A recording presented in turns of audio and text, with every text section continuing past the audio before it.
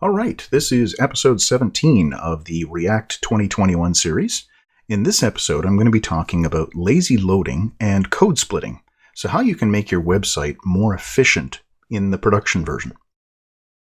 Here I've got the little app that we've been working on all along, and I've just refreshed it from the home page, and we can see here's the index.html file loading in our network tab, and then there's 3 chunks of JavaScript.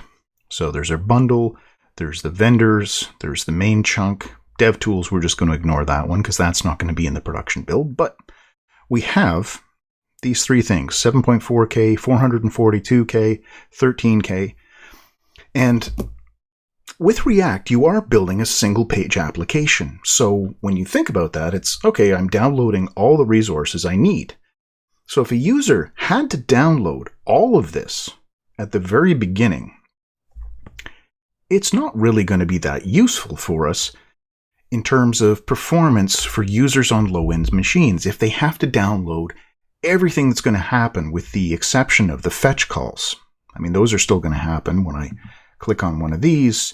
Then we also get the fetch call with that additional data. But everything else for our site is already there.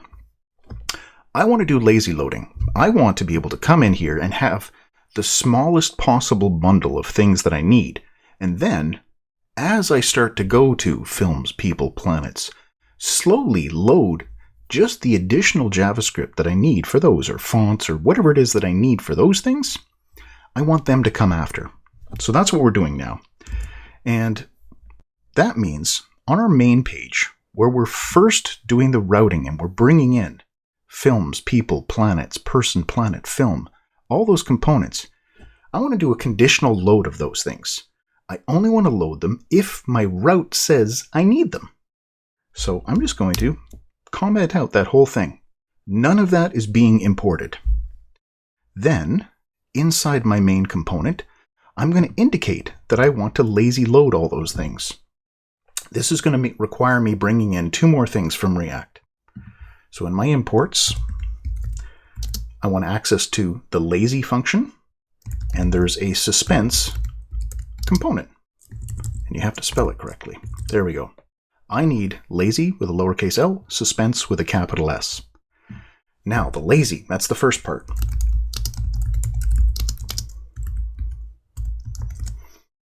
Films is equal to a lazy thing. Lazy takes a function, and that function is going to call import. And then what is it going to import? Well, it's the same thing we had up above.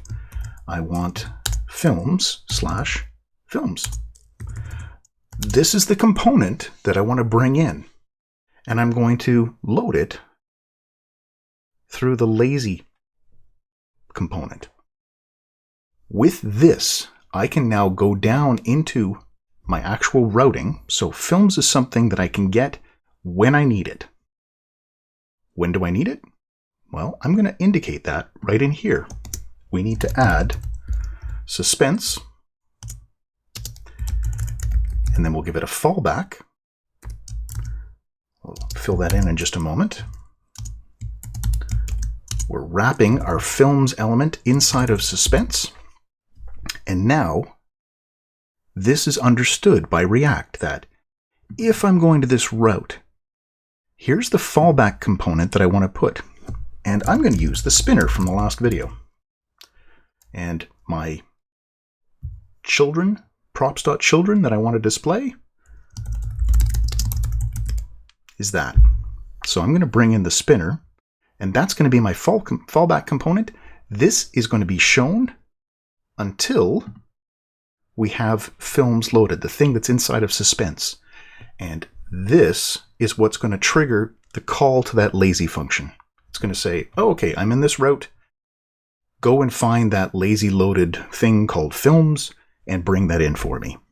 So let's add suspense to our imports.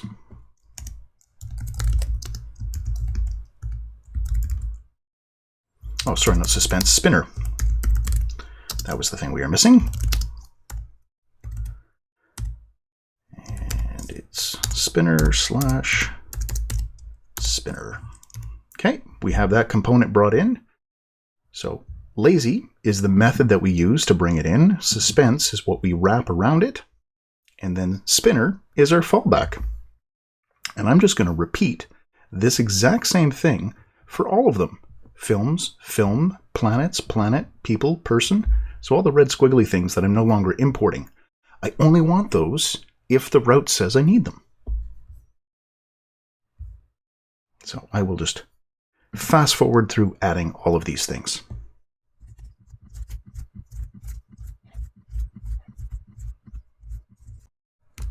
Okay, so we have all of our lazy loads set up.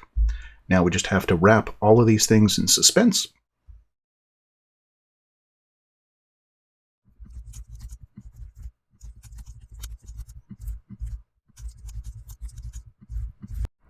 And there we have it.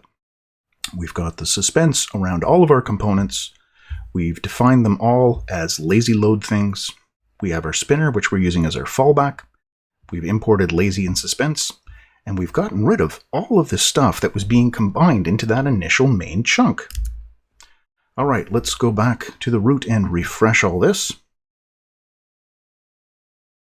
There we go.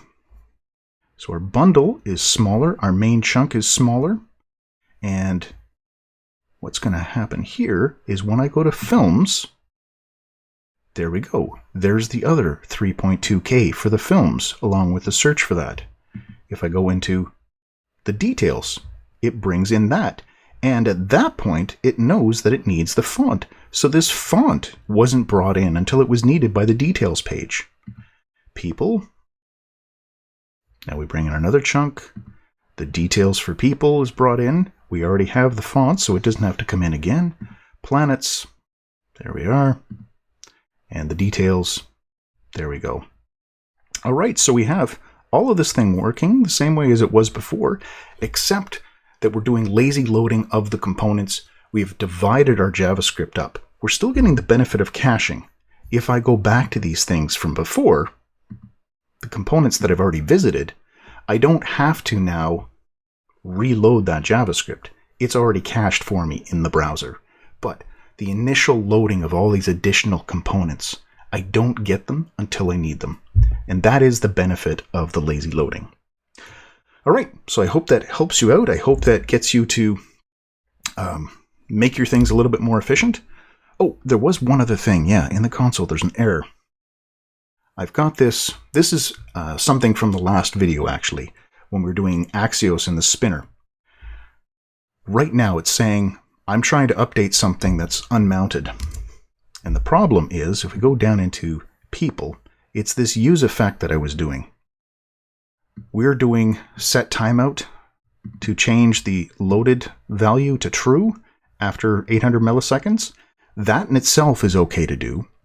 We're doing it every time list changes, but that means this effect is also running on initial load when it was null. So we need to wait and actually check to see if list.length is greater than 0. I don't want to do it on my initial load.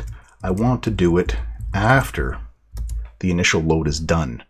That's when I'm going to hide that display thing, the loading. So if I clear this out, we go back here, we refresh.